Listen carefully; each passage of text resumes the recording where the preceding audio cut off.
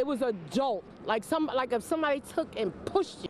The train just shook and went sideways. It went up and sideways, so I knew right away it was a derailment.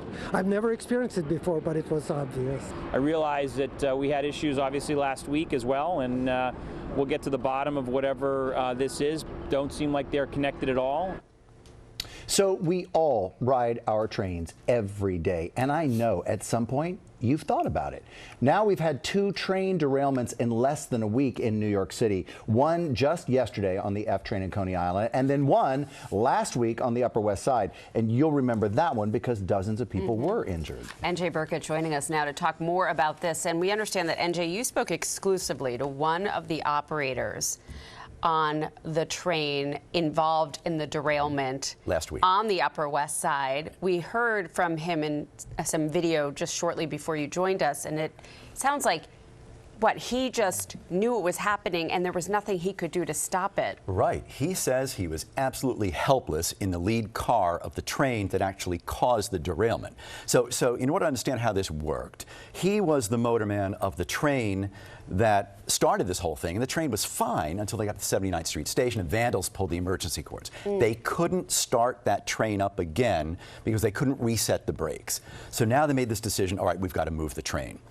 Since they couldn't restart the first 5 cars of the train, they had to have the train run from the 6th car because it's a 10-car train.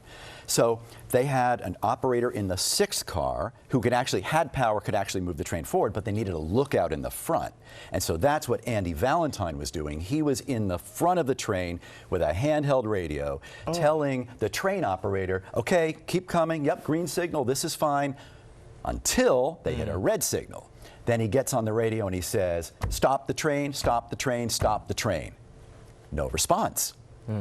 So what you'll hear now is part of the extended interview where Andy explains to me exactly how that played out. Okay. Wow. I said, slow me down, give me a stop. And what happens? What did he do? He didn't slow me down and he didn't stop. And you can't get the train to stop? No. No matter what you do, no matter what you say? No. If he doesn't adhere to my commands, my verbal commands, I'm helpless. At this point, I'm starting to realize that impact is imminent. You thought you were about to be killed? Yes. I felt like I was a spectator about to watch myself be killed. And I literally took 2 steps before I was flung across the train car. The sound of the 2 trains crashing was extremely loud.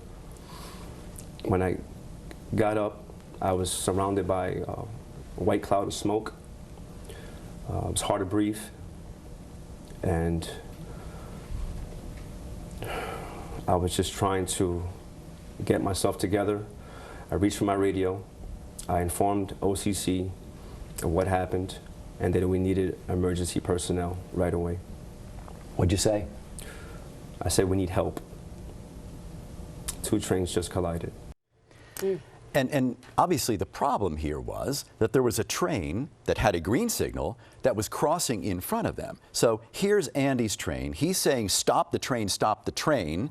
The guy who's running it, for some reason, doesn't hear the commands back in the 6th car, continues going, and they plowed into a train packed with 1,000 passengers that was crossing the track in front of them.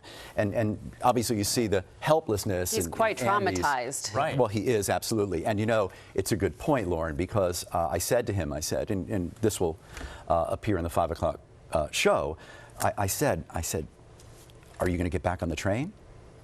And he said, time will tell. I said, why, Andy? You know, the system needs good guys like you. And he said, you know, my kids need their father. Oh my gosh. And he said, I was nearly killed that day. Wow. No, look, you know, you had 24 people with minor injuries, thank goodness. Had the train been moving faster, I mean, we'd be having a different conversation. I think for a lot of us that ride the train, you know, especially with this recent incident at Coney Island, and when they're kind of described as minor derailments, and then you hear exactly what it was like on board that train. People are saying, what is going on? How does this happen? And how did it come down to just a radio situation when there was so much at stake at that time of the day? Right, and also I think the safety board will question the supervisor's wisdom in trying to move that train the way they did. From the middle. Still, from the middle, with one handheld radio as the linchpin of communication. As the brakes were the problem. Well, right, of course. And then also, as I'm saying, the wisdom of that decision to move that train as rush hour is starting. Maybe you shut down service on the one line. long enough to get that train out of the way safely.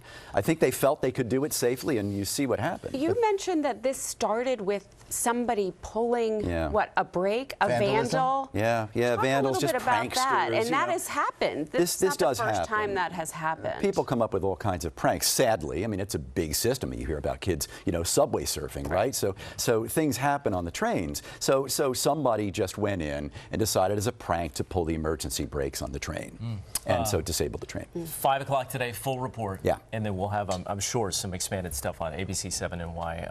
I feel like I learned so much about it here. I can't wait to see the rest of it. Thank you, Sam. Always great to have you. Thanks, guys. Thanks.